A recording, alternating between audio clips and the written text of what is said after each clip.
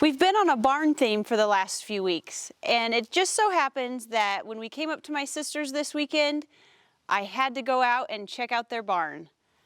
This barn was original to the property that they live on. When they moved here, it was full of bats. I took one look inside and thought, there is no way I'm ever going in that barn again. I decided to go in this weekend. So here's crispy bacon and Chops, the two resident pigs. They have some turkeys and Whiskey. Hey, Whiskey. Check out our barn adventure on our YouTube channel, and you can see all the cool barns that we found in the Palouse.